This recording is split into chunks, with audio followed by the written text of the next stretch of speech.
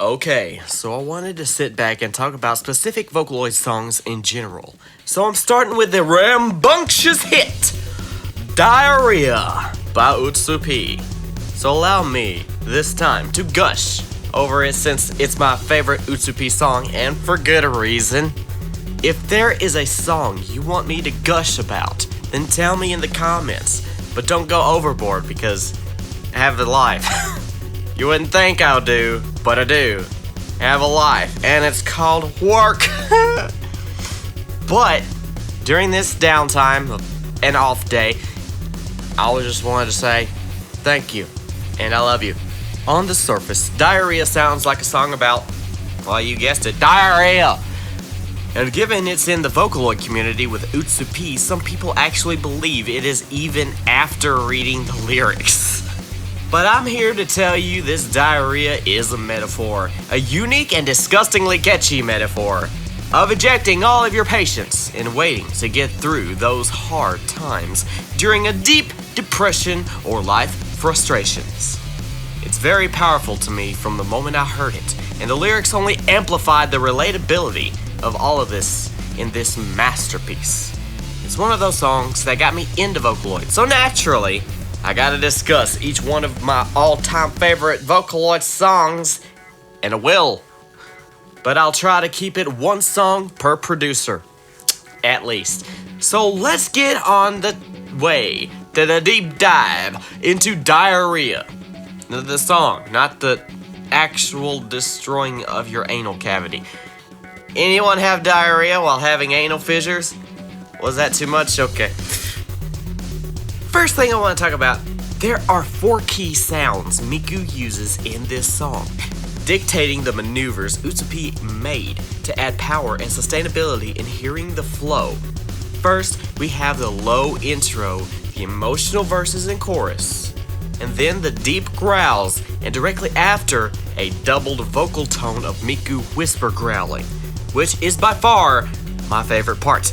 The rhythm is unmatched by the chorus melody in my opinion, and the repetition in the breakdown really does give credence to how the producer feels about his impatience. In talking about why the name of the song is what it is, the word itself actually stands alone betwixt Miku's whisper growls and the final chorus as a low guttural scream. In dealing with its meaning, I'll have to run down the lyrics, and you can pull up the song and listen to it while I talk because I don't want a copyrighted link in the description. One thing that stands out about this song is that there is actually no repetitive chorus, and it's more progressive lyrically. But much how I like make my own music, such as the melody is there, but the lyrics don't match entirely. But the meaning behind it is essentially the same until the final chorus. In the first stanza, that's the sections of poetry that determine sections of songs like verses, chorus, breakdowns, blah. The lyrics tell of the lyricist thinking about their journey through life, their life of tragedies, and fulfilling their dreams. However, on the verge of losing hope as they ask if it's alright for their wish to come true. Then the verse starts, saying how they see the light and want to go beyond it, yet can't seem to tear themselves away from impatience due to knowing the darkest sorrow never leaves. Upon the first chorus, the lyrics focus on an obscure figure, someone who is young and bright, and the lyricist questions if they understand their pain. As it shifts into detailing those times, darkness finds the lyricist. The word toki, or toki, or time in Japanese, is in quotes, meaning the lyricist has a particular perception on his sorrows, that there is no time, that it isn't there, but happiness is the thing that comes and goes. This details a poetic determination to vaguely say that they may feel deep down inside that they may not make it. Intense, isn't it? The second verse is where I got hit over the head, but that's in a bit. It still focuses on this particular person with bright eyes and talks of hope, Yet the more they see them, they become irritated that they are not as bright or famous as the bright one is. It amounts to frustration with it saying everything they did to achieve their fame was in vain. But nevertheless, keep pushing forward for really no apparent reason. Now, here is the peculiar thing. I'm going to show you how conspiracy theories are made simply by my brain forgetting important release dates. So here's my blunder boo-boo baby poo-poo-ness for you to enjoy. I honestly thought that these two verses, taken from the English translation, was about Utsu-P. So, everything I'm about to say is definitely wrong, okay? It's wrong. I'm just going to show you how things like conspiracy theories are made. Fair warning, I'm wrong. It comes from these two lyrics. The far light, blue and bright, I wanted to get close and go beyond. That's English. And the other lyric that starts the second verse, wearing fair eyes and talking of hope. These two lines begin the first two verses, blue and bright, fair eyes and talking of hope. How do these align? Well, it may be obvious, but lyrically, fair eyes means bright eyes. So we have the connection between the first and second verses, but the words blue and talk of hope are what I think thought it links to Utsu-P, since Blue is one of my favorite Utsu-P songs on the album Story of Hope.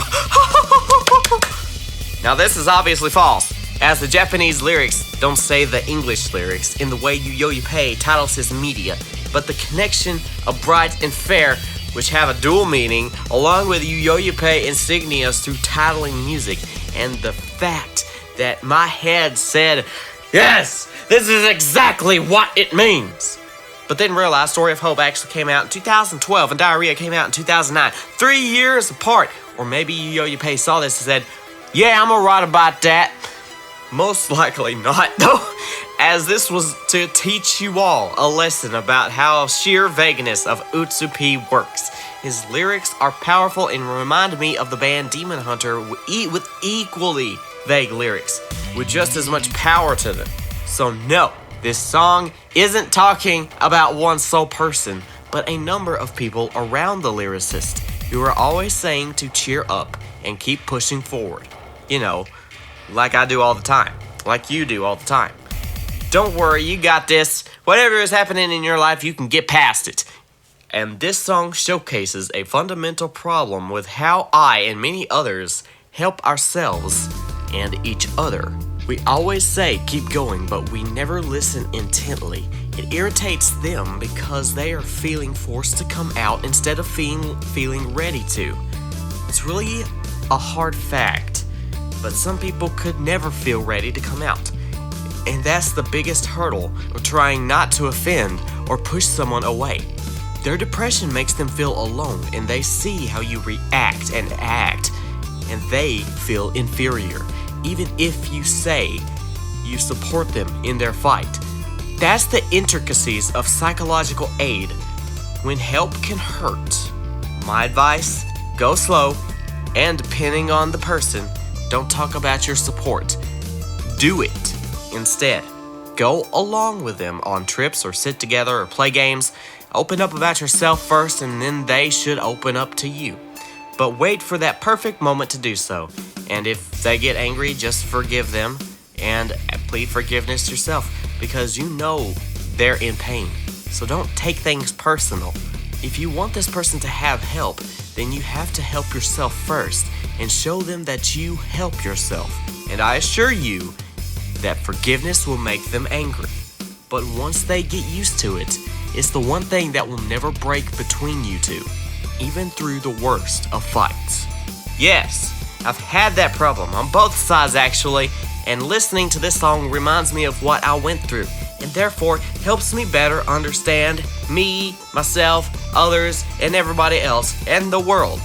The second chorus proves a lot of this, as saying the lyricist wants to bathe in the blue light, but is in a curtain of blood, and can't possibly catch up with others who are bathing in the light. They want to reach out, but they know that the ones they are rushing towards won't help in the way they truly want to be helped, to get them out of their darkness. They know it's them alone that has to change, and that's when the breakdown happens with vulgar language and self-deprecations. And it's true, the only one that can truly help you is you. God helps those who help themselves, after all, and expect change overnight. As the line in the song that gives this song its name, the true colors of the pain attacking me is a diarrhea they call impatience. So let's go into what diarrhea actually is. Everybody put your earphones in. Just make it kind of gross. Metaphorically used in this context, though, it's gonna get nasty. Diarrhea is just a flood of murky crap. Diarrhea is the only English word, or English, in the entire song. And at the end, it softens up to say, softens up, that was not intentional, and says that if they keep pushing forward, maybe, just maybe, it'll get better. That's what kept me going, and this song, among others, helped me to realize that the pain and frustration can be used to become stronger. All you have to do is have hope for tomorrow being a better day. A touching and deep song, isn't it? Many people just think this is one of those weird Vocaloid songs about actual diarrhea, because many of the lyrics can be viewed in the perspective of diarrhea coming out of your bunghole, and it all makes sense as well. The light curtain of blood can't catch up with the rest, possibly during constipation, and wink wink. Maybe there is a dual meaning to the song, but that's what makes it so good. Or nasty. Because depression and frustration is a lot like diarrhea with a chapped anal cavity. I'm sorry, that is painful. I'm glad I talked about this, but many people don't see the commonality in the weird songs we hear, but I do. Sometimes. So what's your song choice that you want to ramble about? Put it in the comments and share the video with others. Unsubscribe and then resubscribe to test and see if this video gets pushed out further into the algorithm, unless you are not subscribed already, and then I say, please subscribe, and don't do what I just said about unsubscribing. Just resubscribe. Subscribe if you're not subscribed, and then like the video, cook the like button. Share the video with your friends, family, and people you want to say, hey, here's some diarrhea. It's my favorite thing in the world, diarrhea. Maybe we can get this video pushed forward into the algorithm. I'm not sure if this is against terms of service, but I don't know. I'll know eventually if YouTube smacks me across the face. But until then, I got 3 chances, no big deal. I love you all, and never forget to catch it next time. I love you. Just like my diarrhea. Just like diarrhea.